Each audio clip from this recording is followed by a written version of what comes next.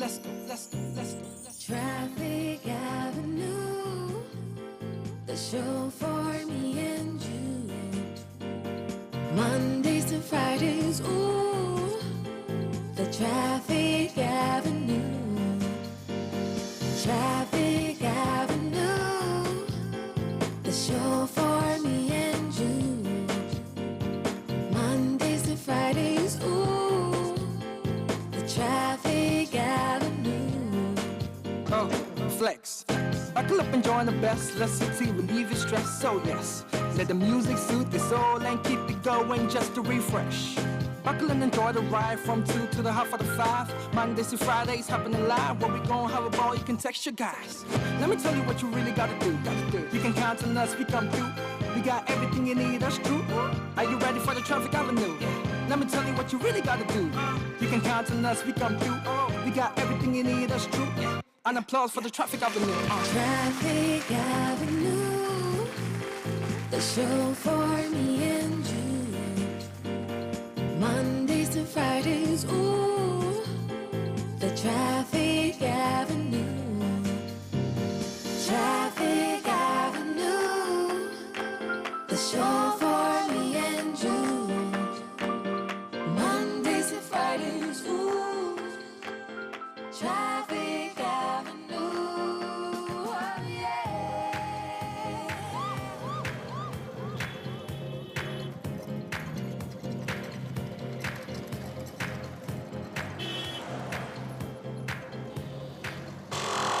97.3 Accra. Eyewitness News. Be there as it happens. City News.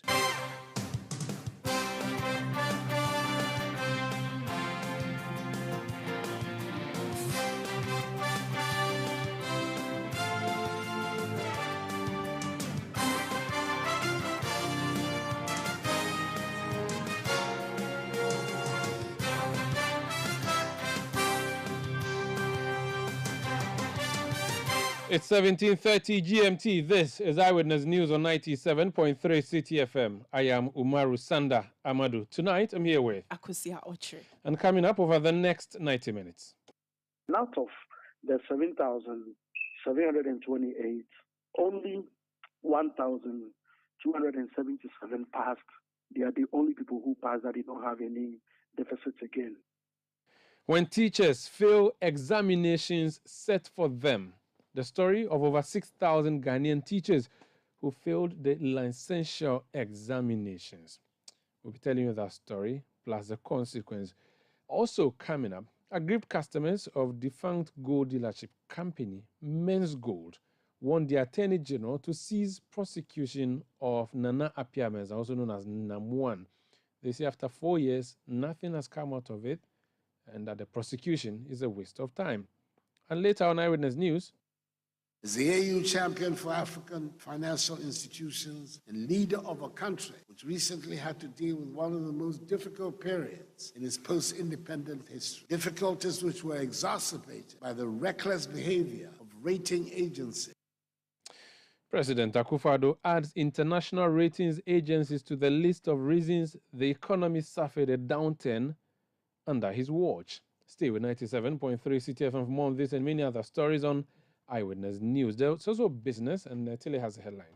Credit rating agencies were not reckless with Ghana's downgrades. This according to economist Professor Godfred Bobkin. So that's a debate here on Eyewitness News tonight. Join us in 15 minutes for a reaction to that, but we have that story coming up in a bit. Netili Neti returns from the business desk. Eyewitness News is live across Ghana on a number of affiliate stations, including Adrianpa 100.7 FM in Takwa, also in Takrady on Beach 105.5 FM, and Sky Power 93.5 FM.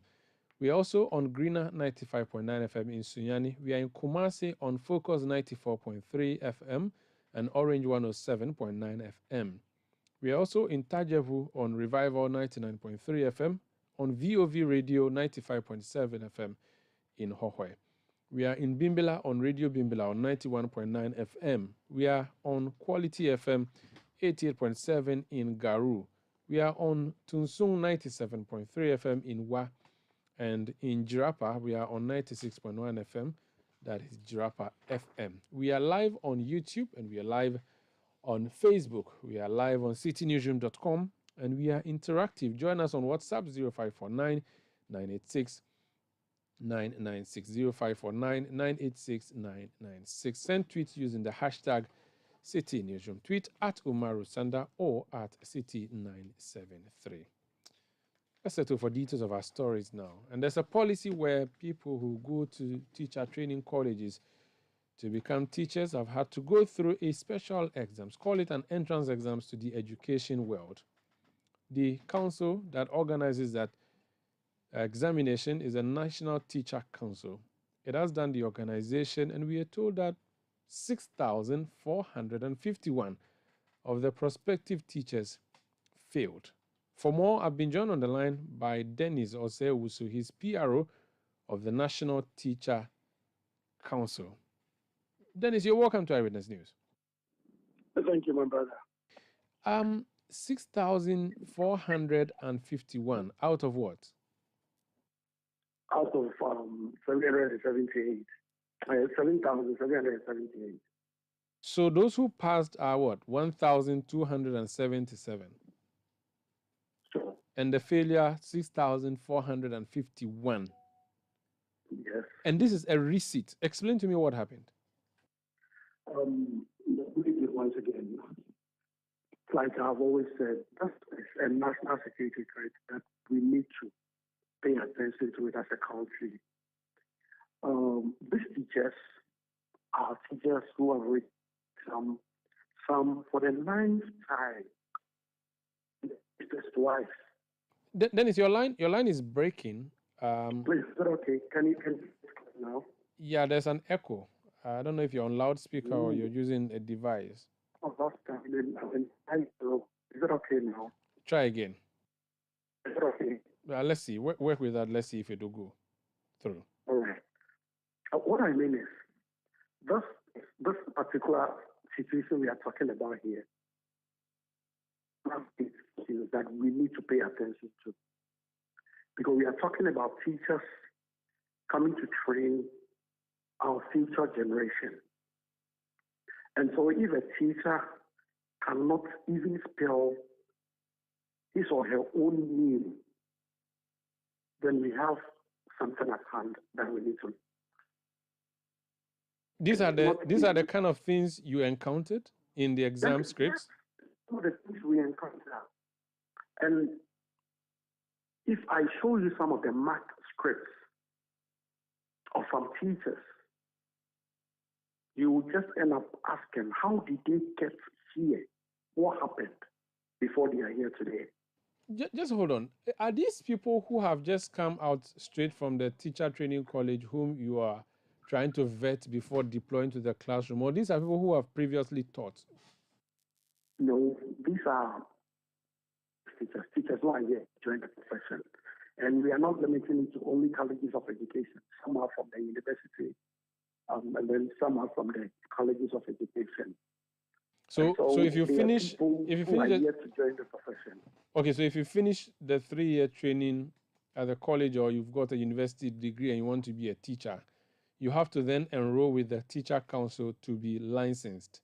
So it is the license exams that has resulted in what has resulted now. Yes, please. And when you say receipt means what? Some of them had written previously and it didn't work out, or what? Yes, they've had a series of referrals in the same area, and then they recently wrote it for 9 times as we speak. 9 times? Yes.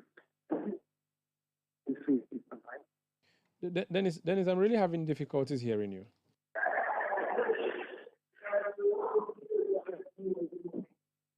Hello, Dennis? Is it okay now? Yes. Is it okay? Yes, it's better. Thank you.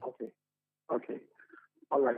So just like I said, some of them have repeatedly written this exam 9 times. And the least we can talk about is twice. And so this is what we are facing as a council. And in fact, I can emphatically some of them to be teach. Dennis, your line is really, really being tricky. I don't know what is happening, but are you in motion? Is it okay? No, I'm not emotional. I'm based at one place. Is it okay now? If you could just move around a bit, I don't know, but Okay. Is it okay now? Yes, please. Yes, please. Okay. Yeah. What I'm saying is, these are teachers who have gone through the initial training and have come out, and some of them are repeatedly writing same exam for 9 times. And I can emphatically say that some of them are not fit to be called teachers. So, in as far as they don't pass, they don't get to enter the classroom, correct? Sure. You can't. And it's just like any other profession. And this is for if you are not able to pass the license exam, you'll not be given the chance to go and teach. You can enter any other profession, we have no problem. But with the classroom, no. Okay. We are trying to safeguard already the rot in the system. There's no way that we can go back and then take people out of the system. But for you to join without rot, we are not going to compromise it. That's all. Could it be the area of examination, the types of questions? Could that be, for instance, what are some of the questions you ask? In which areas did they have to write exams on mathematics, social studies, English, or what kind of questions were they? Yeah, we have 3 areas that we write. We have the numeracy, literacy, and then essential professional skills. The numeracy has to do with basic mathematics. And when I say basic, I mean VHS primary 6 mathematics. It's not difficult. I have samples that when I get opportunity to see you one-on-one, I can show it to you for you to see the kind of questions we ask. Because we examine teachers on basic numeracy, because when you go back to the classroom, no matter what you teach, you prepare cumulative records, and it is mathematical. There are so many things that you do in the classroom as a teacher that demands basic numeracy. And so it is one area that we are looking at. And then as part of our educational system, our form of education in grammar is a bit grammatical. And so the grammar education tells you that you should at least have basic knowledge in literacy. So you can't just go to the class where you can't express yourself in simple terms. We might make mistakes, fine. Maybe in the course of even our conversation, there are a lot of mistakes that I've done. But at least the basic ones, as a teacher, you should know. And so these are some of the things we ask. And it's not anything beyond their strength. You don't even need a curriculum to do this. You don't. Which of the 3 do you record the most fails? So far on our records, I think numeracy and literacy. That is where we've been having the most fails. So in simple terms, English and mathematics. English and mathematics, yeah. Now, 1,277. These are the people you have okayed to be absorbed into the education service. That would lead to a gap, wouldn't there? There will be a deficit in teachers. How do you intend to deal with that? Not at all. We've already graduated most of them in the system already. And even as we speak, number of people when licenses are home, we can talk about 50,000 of them. But that is not the issue. We are not looking at just quantity, but we are looking at quality. And just like I said, this is a receipt paper. This is a receipt. We've already had, when we are writing a wholesale paper where we have the freshers and everything, we've been recording 70% pass and other things. But so we have a lot of them already in the system. But this particular examination that we are talking about is strictly a receipt for those who have researched for a very long time. So I think that is the more reason why we recorded such failure. Okay. Someone has just sent me a message to ask you, those who passed their teachers set A many years ago, or certificate A as you call it, and from teacher training colleges who want to come back into the system, are they going to have to go through these exams of yours, or they can simply just go back, pick their certificate, and go to the classroom? No. Also, go through the professional examination. There's no way you can enter again in classroom to teach. What is the way forward in fixing this problem that you have just discussed with us? In fact, we have worked on a reform to make sure we get everybody tuned to the new system. So now, essential professional skills, numeracy literacy, is now a paper. It's now one paper. It's not one paper. And there's going to be a pedagogy where your area of specialization is going to be emphasized on based on where you specialize. There will be questions on pedagogy, that is methodology. And then your area of specialization, let's say I read French in the College of Education. And so I'm going to be examined based on what I learned in French. So that is the reform we have introduced. We saw that most of them were complaining it's not read maths, and you have come to ask questions on maths. And so we've really gone to that level where we are going to make that a paper. So numeracy, essential professional skills, and the literacy is now one whole paper called general paper for the reform. You've described this as a national security issue. I think that's very fair, a description that you have used. Do you have to report to government to say that this was happening, maybe through the Minister of Education? Are they aware of what's happening? Yeah, I think we've gone beyond that. The minister is aware of everything we are talking about today, and he's solidly behind us in making sure that we do the right thing. And I'm saying this because in Ghana, we easily politicize any policy. But this is an issue that has to do with the future of this country. If one teacher pollutes 100 students, you can just look at the side effects. If one nurse injects a patient and the person dies, we are looking at only one person. And so if a teacher pollutes a nurse, you can just imagine the number of people who are going to die. So at this stage, I think we need to look into this, delve deep into it. If there is even a need for a broader stakeholder consultation and look at this particular policy, and then not just sit in our houses and politicize it and say we are going to do this, we are going to do that to the system. Meanwhile, we have a lot of things going on in the system that need to be properly checked to make sure we get to the root of it. Thank you for speaking to us, Dennis. You're welcome, Andrea. That's Dennis Osewusu. He's PRO of the National Teacher Council. This is Eyewitness News on 97.3 CTF. And we'll hear from teachers in the field currently and also prospective teachers who fail to make it. That will be after this break. Please stay. Eyewitness News. Be there as it happens. You know, Papa, see that? And it's rickety car. Hey, Papa! Papa! Bobo, so how's your engine now? It is half man, half amazing. Thanks to Quartz and you can't feel better energy. Can't touch this. Actually, guys, so Sancho's engine just died like that? Yes, so somebody managed to convince him that there is a better engine oil than Quartz, and he switched. Sancho Panza. Now, which engine oil can be better than Quartz? No other, my guy. Quartz with its age-resistant technology, it keeps your engine younger for longer. Now you know. Have you guys seen the new bottle design? It's superb. Quartz 9000 from Total Energies there improves fuel efficiency. Why do you think Mr. Mane and Logoso have taken the Quartz Nation movement World Cup like that? Sorry. Quartz. Keep your engine younger for longer. Let your voice be heard on Eyewitness News on Facebook at facebook.com/City97.3, Twitter at twitter.com/City973, and Instagram at instagram.com/City973 with the hashtag Eyewitness News.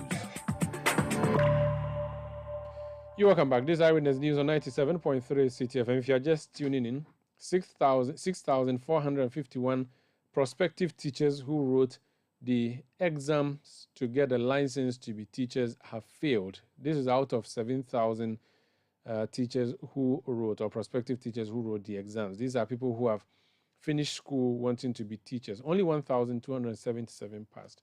That's according to the information coming from the National Teaching Council. Let's speak to Jefta Nana Kwame. He's president of the Teacher Trainees Association of Ghana. Jephthah, you're welcome to Eyewitness News. Thank you very much, sir. So apparently, when you're trained in school and then you have to go through the final hurdle of getting a license, a lot of your colleagues I find it difficult. 6,000 out of 7,000 failed. What do you make of that? Okay, so thank you very much for the opportunity. I would like to seize this opportunity to send warm regards to your listeners, as well as the members of our association. So the data that we see is a reflection of the results of teachers who have gone to write the NTC exams, the license exams.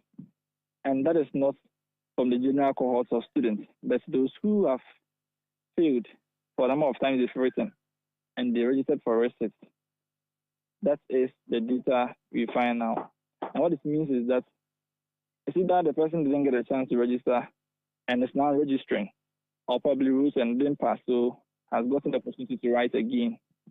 And that is the result that came. Yes, but it means that the person is not fit to teach. That's what it means, isn't it? And even if the person has written it for the third time, that would still be a problem. It means the person may have finished training college 3 years or 4 years ago, and is simply failing to get into the system because they are not competent to be teachers. That should be an issue that we should be worried about. The NTC believes that this is a national security issue. You hold the same view? Yes, sir. In fact, it's very, very critical. Looking at the system that the person might be able to pass all papers that he or she will sit for in the College of Education, having completed the number of credits that was expected of him or her, then going to sit for an NTC exam just to warrant you a license to be able to get to the classroom to teach. And it comes out this way. It's very critical and worrying as well. However, I have always wanted to also make the people out there understand very well that it's not that, let's say, a particular year group has gone to write it and this is the data we are getting. It's that those who have failed are continuing to fail.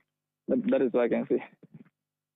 Now, where should we put the blame? Is it that they are not properly taught in the classroom, or they cheated their way out of the school and are not able to cheat at these NTC exams?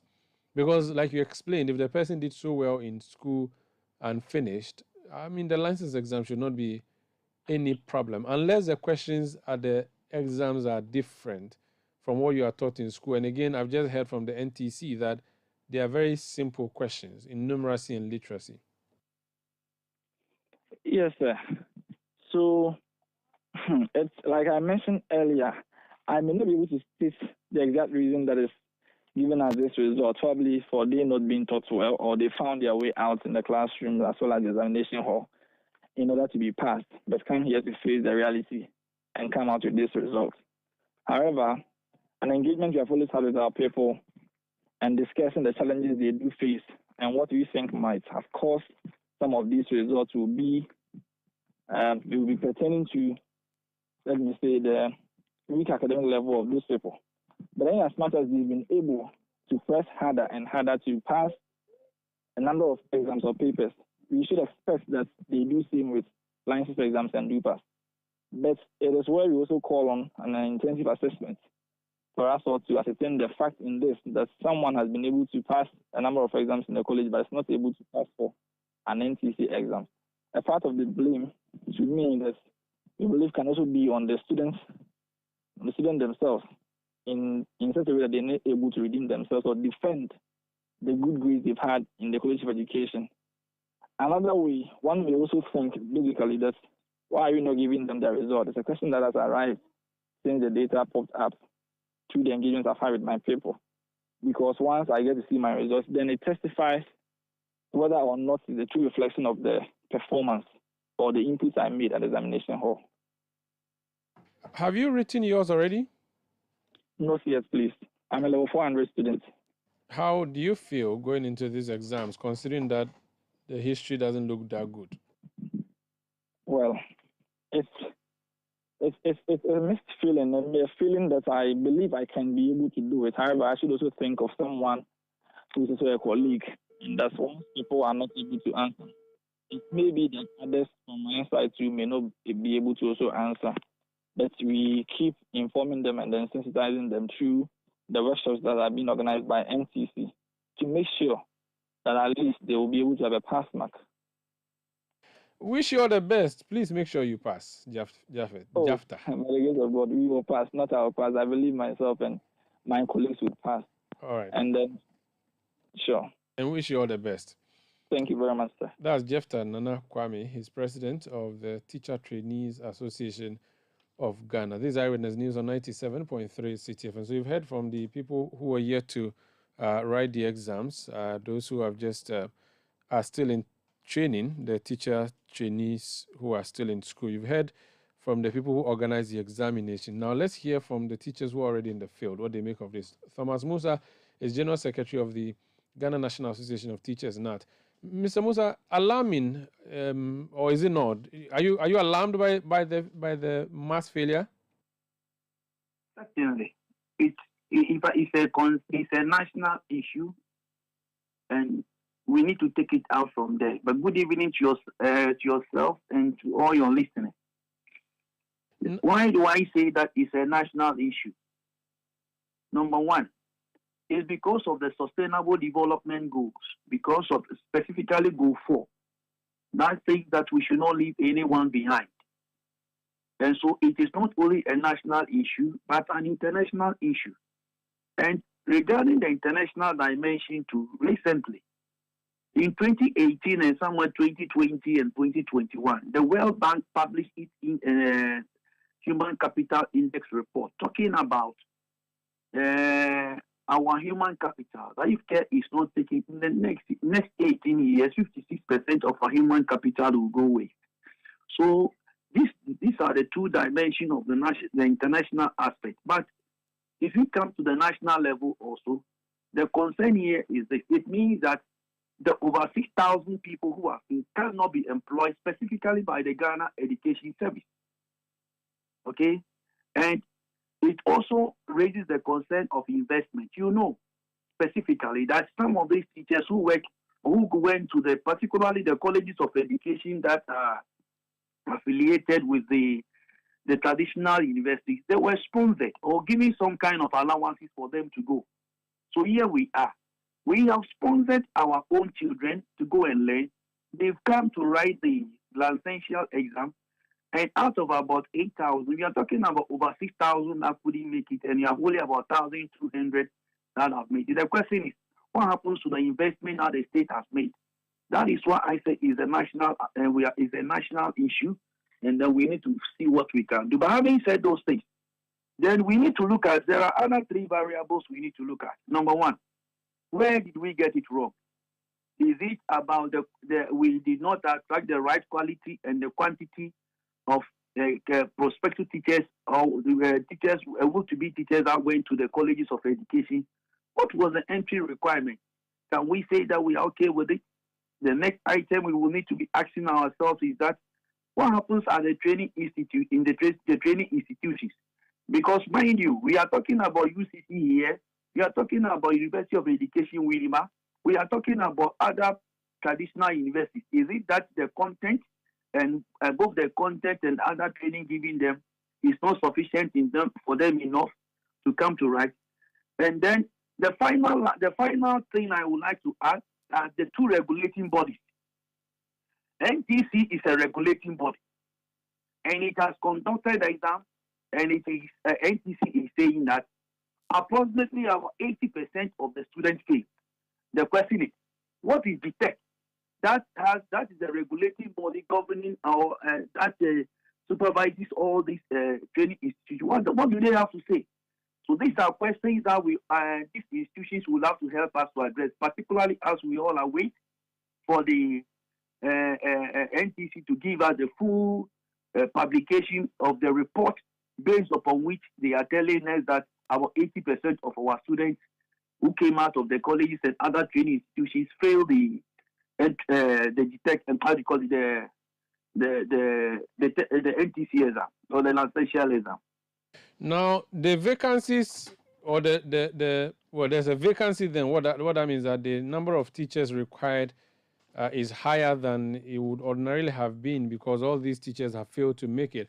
How are you going to deal with it in the classrooms, considering that you have some teachers who, okay, you are a few teachers short, or a number of teachers rather short? Yes, so the law, until you have your license or your passed the licensure exam, you cannot be employed. So at this particular point in time, it is not possible for the Ghana Education Service to go ahead to employ these people because we have quite a number of them who failed the exam and they were not employed. So there is already a precedent, and that precedent cannot be broken at this particular time. The issue, like I have said, for me, it requires a national dialogue.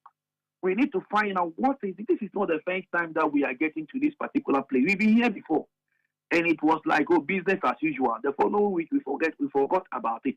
But this particular time, I don't think it should be business as usual. We all need to come together in a national dialogue. We bring all the regulating bodies here. We're talking about NTC and GTEC. We bring on board the training institutions here. We are talking about the traditional universities and also the colleges of education that are affiliated to them, all under GTEC. Then we come to look at the issue of Ministry of Education and the Ghana Education Service. We all come together, then we find out what is it that we are not doing right? What are the gaps and how do we address them? It will help all of us. Because I don't think that it is in the national interest for us to train about almost 8,000 people, and at the end of the day, over 6,000 will not make it. We cannot continue that way. We cannot spend our scarce resources in doing that. I don't think so.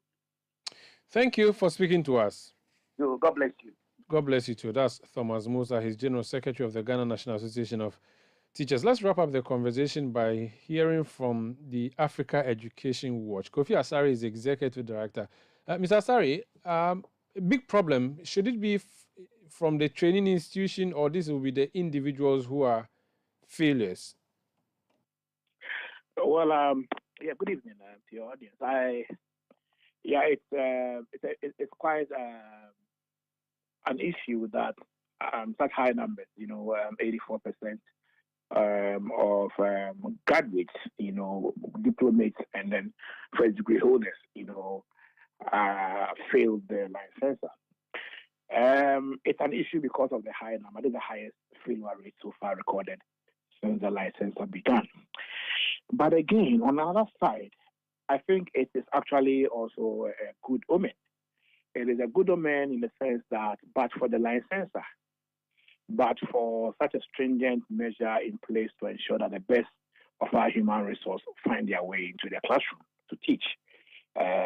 All these teachers, who majority are reciters, not even second but third time reciters, would have been in the classroom by now. And so either way, the policy is a great one. It is separating the boys from the men, for want of a better word, and ensuring that teachers who do not have the minimum competencies to teach, even though have their degrees, are not allowed to teach.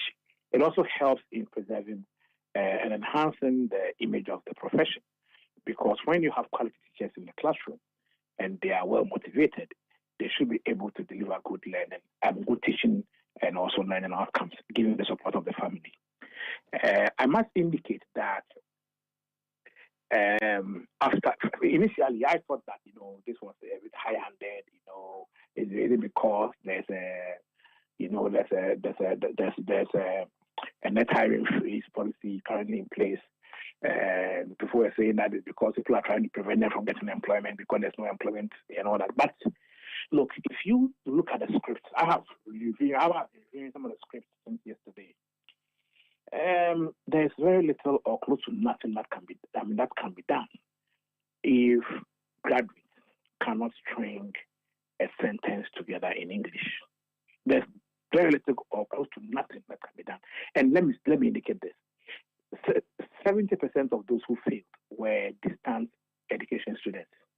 Okay, the distance students, mainly from UCC. There's nothing that can be done about not being able to, put together a sentence in English. When you have about 87% or so failing in English, and these are not first-time timers, second, third timers. Some of them are even fourth timers, and you're more than fifth timers. Nothing can be done. The NTC actually says 9 time. Some of them are 9th timers. They've been receiving since the first license.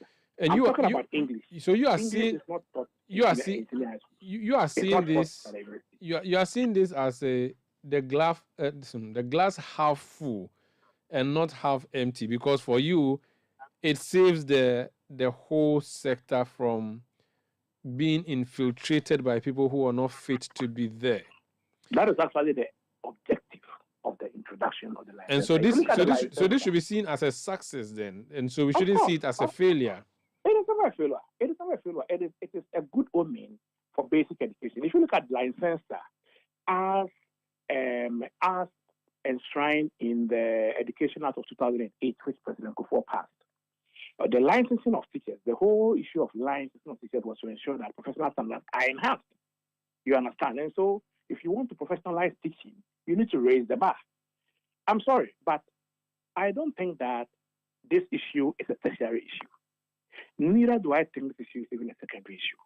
If teachers are unable to pass basic literacy examinations, proficiency, look, if you can't put together a sentence in English and you are writing a lecture for the 9th time and you are still failing, it is not a function of tertiary education or secondary education. It is a function of basic education. And so, for me, the greatest conversation that must happen is how to improve literacy and numeracy standards in our basic schools, because the deficiency is in literacy. 87% or so failed in literacy, and some failed for the 9th time.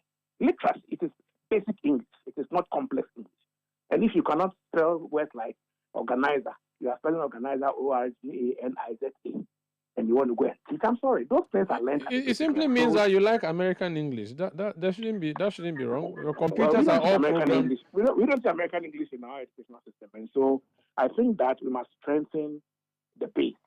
As we keep saying, basic first. If we strengthen the base, strengthen foundational skills beyond primary 6 in senior high school 1, we should be able to spell organizer. And then we won't have such problems. So such problems can never be fixed at the tertiary level. They are foundational skills deficiencies. And if we want to focus on improving foundational skills at the basic level, especially in literacy and numeracy, I'm sure in the long term we'll be able to fix some of these things. But for now, I don't think they deserve to be in the classroom, and I'm happy that we have separated them from our classrooms. But let me say this tomorrow, that moving forward, I think the NTC should put a cap on the number of times one can do a recit. I think that the maximum number of recits that should be permissible under the license should be 3. You do the first one. If you don't get it, you recit 1, twice, thrice, and that's it. That's not democratic and fair. We are not engaging in a democratic exercise. We are actually engaging in an exercise to select the best for our schools, because we believe that if you have the best human resource managing our schools, they are likely to produce the best human capital for the development of the country. The most important thing is that get the best in our classrooms and motivate them properly and give them the resources they need to deliver. Thank you for speaking to us. That's Kofi Asare. He's Executive Director of the Africa Education Watch. This is Eyewitness News on 97.3 CTFM. We are broadcasting from Adabraka in Accra and also around the globe on citynewsroom.com. When we come back, the problems with our economy. Listen to the president. As the AU champion for African financial institutions and leader of a country which recently had to deal with one of the most difficult periods in its post-independent history, difficulties which were exacerbated by the reckless behavior of rating agencies. Eyewitness News. Be there as it happens. Hey, you ever buy credits where you get up to 20% of your money back before? Make I tell you about Vodafone's demo promo. See, anytime you recharge a demo, you get up to 20%, whether it be short code or your Vodafone cash wallet, or you don't use credit transfer to your number or someone else. And now it be high tech, so you don't use my Vodafone app or any payment app. However you do, Vodafone go send you up to 20% cash back. Into your Vodafone cash account. Reload here. Top up your airtime with 5 Ghana cedi or more in Vodafone's demo promo. promotion and receive 20% of your money back straight into your Vodafone cash wallet. Recharge and cash out in the Vodafone Demo promotion. Vodafone, further together. Let your voice be heard on Eyewitness News on Facebook at facebook.com/City97.3, Twitter at twitter.com/City973, and Instagram at instagram.com/City973 with the hashtag Eyewitness News. You're welcome back. Now, President Akufo-Addo has expressed his concerns about the consistent downgrading of Ghana's economy by credit rating agencies. According to him, these downgrades have contributed to the current economic difficulties faced by the country. President Akufo-Addo believes that such downgrades are not beneficial for developing countries like Ghana, arguing that they place undue pressure on African economies. He was speaking at the 30th anniversary celebration of the African Export and Import Bank in Accra. And I can comfortably and convincingly say this.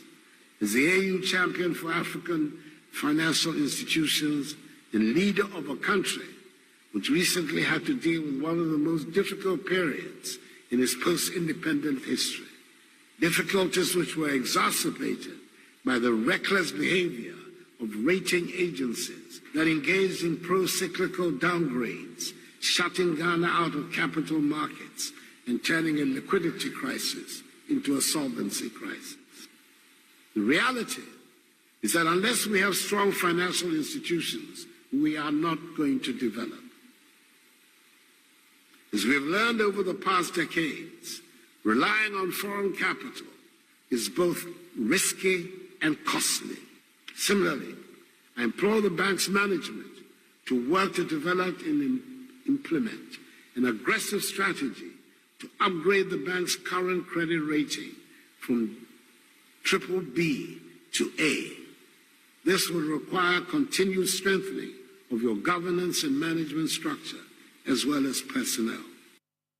And I can comfortably and convincingly say this. As the AU champion for African financial institutions and leader of a country which recently had to deal with one of the most difficult periods in its post-independent history, difficulties which were exacerbated by the reckless behavior of rating agencies that engaged in pro-cyclical downgrades, shutting Ghana out of capital markets and turning a liquidity crisis into a solvency crisis. The reality is that unless we have strong financial institutions, we are not going to develop. That's President Akufo-Addo speaking there on the state of the economy. Now, he has introduced a new leg there, and he says that the problems with the economy were exacerbated by the ratings agencies. Joe Jackson is a man who really helps us understand a lot of things in the economy. He's spoken to us a number of times. He actually was the person who predicted there was going to be haircuts. Possibly you can call him to a ratings agency. He's Director of Strategy and Business Operations at Dalex Finance. Joe, you're welcome to Eyewitness News. The president speaks and says that things would have been better if the ratings agencies had not rated us so poorly, making us shut out of the international market. He has a point, doesn't he? Unfortunately, I don't have the same perspective that the president has. My perspective is slightly different. And it's simply this. Rating agencies are looking at the numbers Ghana government sends out. The same numbers that you and I looked at one time, and we said Ghana is borrowing too much. That Ghana cannot pay its debts. That Ghana is broke. The same numbers the rating agencies look at and then say to their clients that Ghana's numbers don't look good. Ghana has borrowed so much, in the future it may have difficulty paying its debt. That when it pays salaries and it pays interest, its revenue is finished. And because of that, they downgrade Ghana. It is not the rating. For me, it's not the rating agencies. Don't shoot the messenger. Don't shoot the messenger with the bad news. State the problem that is causing that bad news. When the rating agencies were given us good marks, weren't we happy to cite them as evidence of our success? The rating agencies don't exist to either favor or condemn anybody. In fact, if a rating agency was proven to be consistently condemning someone against facts on the ground, or consistently favoring someone against facts on the ground, that rating agency would be deemed unreliable. The very essence of a rating agency is to be independent. Because if your clients think that your evaluation is biased, nobody will take it. And I have a problem. You can't say that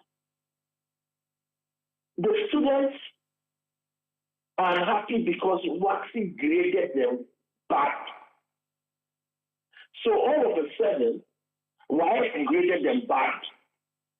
So all of a sudden, we say, let us ask students from our own student grading agency to grade ourselves.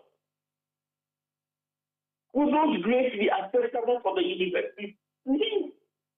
But those grades, Joe, would make you unattractive to the universities, and that's the point he's making. That if those grades had not come through, we would have been listened to at the international market and wouldn't have gotten into the situation we got into. Hello, it's like telling me that I took the exam and I got bad grades, and it is because of the bad grades that I can't get in. Because of the grading agency, I can't get a job. That can't be right. If you want good grades, do the things that give good grades.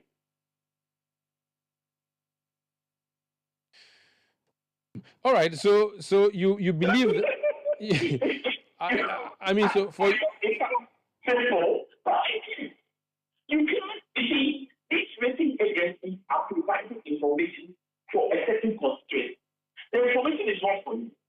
They are supposed to be the experts who will look at Ghana's budget, who will look at Ghana's financial, who will look at the economy and say Ghana is going to give it more money, or Ghana is not to be careful. Then they look at the numbers, which I also looked at. And I independently sitting in Ghana said, no, Ghana, your numbers are not good. Then somebody sitting independently in somewhere in Europe also says your numbers are not good. But don't shoot the left agent. Which is it's a problem. You can't say that that person who others are relying upon to give independent assessment of your performance in the economy, you can't say no, they'll be condemning me because of that. I can't get money. This is what they need to look at. It's identity. That if Africans set up their own rating agency, just maybe the Eurobond market, those who, the pensioners, the public funds who provide money to the Eurobond market, they would also take that advice.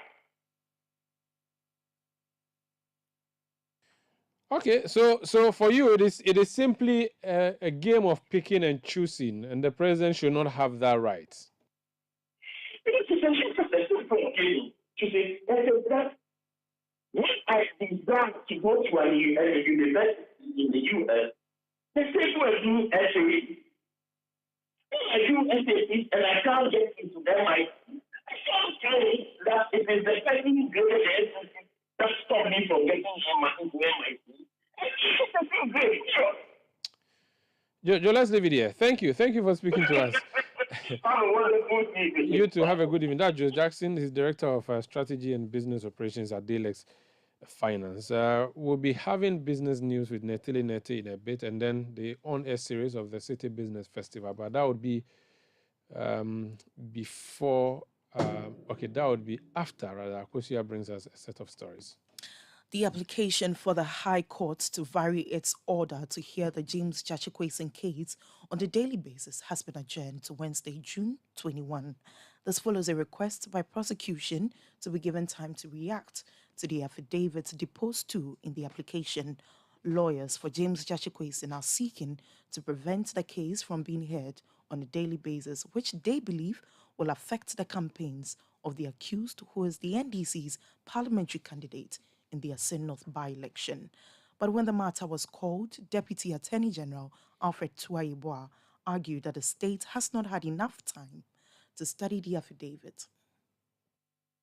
Counsel for the accused person made a point that the AG on the last agenda date said the accused person is being irresponsible from what he said in court today.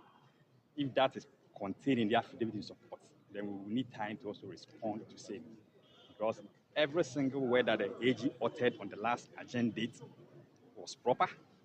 In fact, he was able to convince the court the need for the matter to be heard on a daily basis. So we are at sea as to why they are talking about an attack on the accused person, but we are waiting.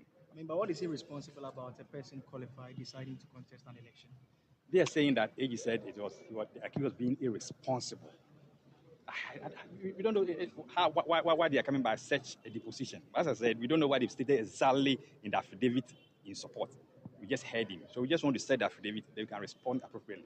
And as far as you are concerned, what you'll be asking for tomorrow is that the dates that have been agreed should continue and they shouldn't take that long adjournment to enable him to contest the election as he wants to. It's not about he not being allowed to contest the elections. He has the right to contest. The state also has the right to hear cases pending in court. So it's going to be opposition, even though we've not been served, that the court properly exercise their discretion in granting adjournment on daily basis. And that's what we're going to maintain. So that was Deputy Attorney General Alfred Tuaibwa. Meanwhile, the NDC, which was heavily represented in court by members of parliament and former minister, is confident of getting the order of the court varied. Here's Abraham Amaleba, Director of Legal Affairs of the NDC. It is fair. We got what we wanted. Once the Attorney General complains of short service and they needed to respond to our application, it's only fair that the court gives them an opportunity to reply to our application. I mean, we understand he has some issues with the comments that the AG made. That's so, yeah. They were prejudicial we just comments. spoke to the Deputy AG, he disagrees completely. No. Says he doesn't find anything wrong with that. So to call somebody irresponsible when he's embarked on a democratic process, and that because he's embarked on that democratic process, he's irresponsible, shouldn't be coming from Attorney General and the Minister of Justice. If you're a Minister of Justice, you must ensure that justice is done to all manner of persons. Director of Legal Affairs for the National Democratic Congress, Abraham Amaleba. Away from the court, aggrieved customers of defunct gold dealership company Menzgold have reiterated calls for the Attorney General to cease prosecution of the founder of the firm, Dana Piaments, also known as Namuan.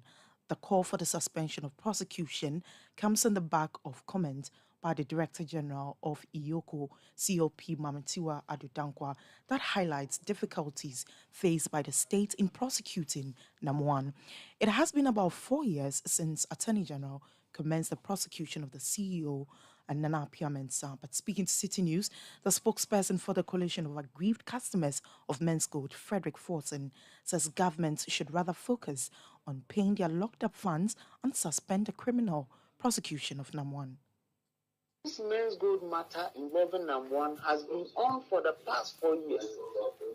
The last time they went to court was the 35th time that the case was adjourned. And so one can clearly say that the government is not committed. And we have been calling on them that you take care of our payment first.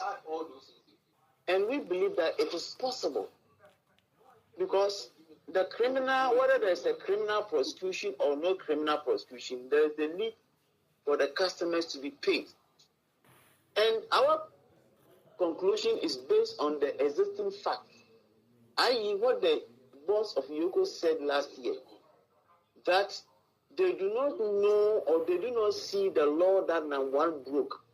And so prosecuting Namwan has become very difficult. Now, if the office that is key in assessing information for this criminal prosecution has come out to see this, we do not see why the Attorney General think that he can go ahead and prosecute the gentleman when the very institution that is supposed to feed you with information for the criminal prosecution is saying that they cannot do it. So we are using this medium once again to call on the Attorney General. So that was spokesperson for the Coalition of Aggrieved Customers of Menzgold, Frederick Forsen. Be there as it happens. Get the details. Every significant financial transaction, every market movement, and all the policies that affect your business. City Business News. Be informed. Time now for City Business News on Eyewitness News, powered by citybusinessnews.com. My name is Nete Ajahu. Let's settle for the details now. A finance lecturer at the University of Ghana Business School, Professor Godfred Bobking, has countered the assertion made by President Akufo-Addo that the consistent downgrades of Ghana's economy by credit rating agencies have contributed to the country's current economic woes.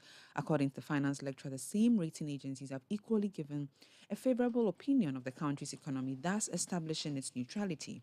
He's been speaking on the issue with City Business News. We will not say that the rating agencies kicked us out of the market.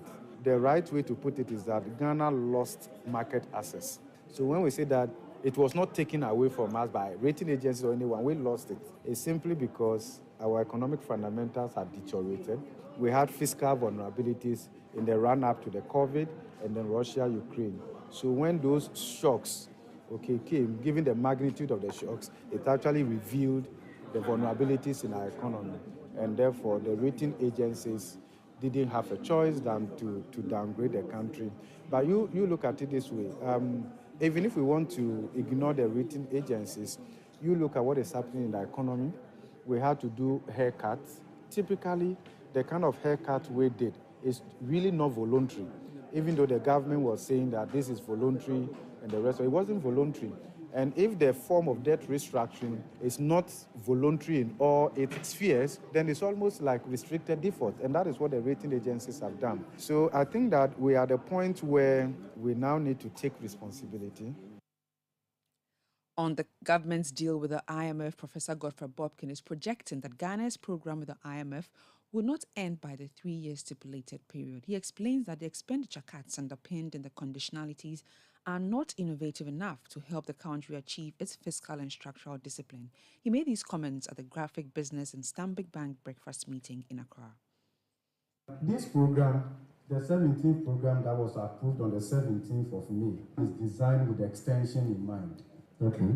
So if you look at the program objectives and the adjustments in the program, and when we are supposed to restore debt sustainability, and if you look at the way we've managed our affairs, especially in an election year, you almost predict with certainty that there will be an extension.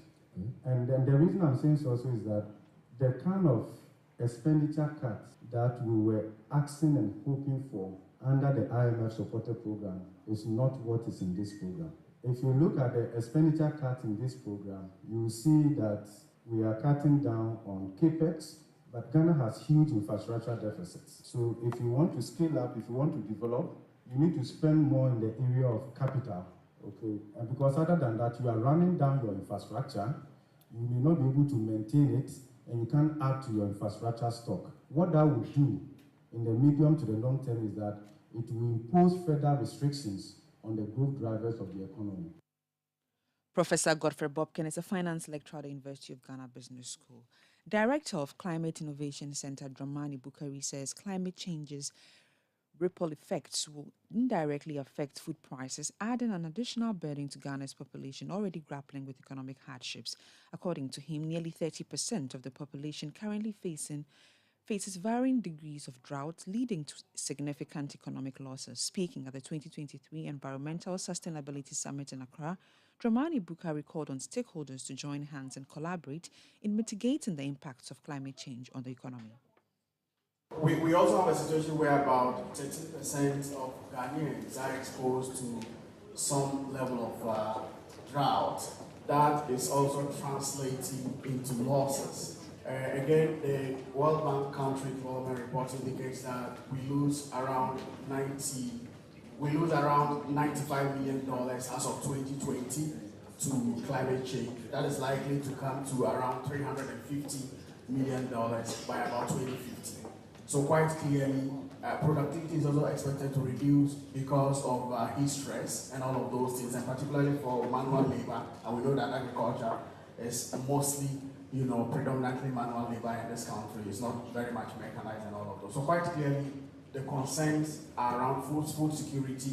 The concerns are around habitable areas, for humans. Because again of the sea level rise. And Dramani Bukhari is the director of the Climate Innovation Center. And that's it for City Business News and Eyewitness News. It was powered by citybusinessnews.com. My name is Nete Ajahu. Have a good evening.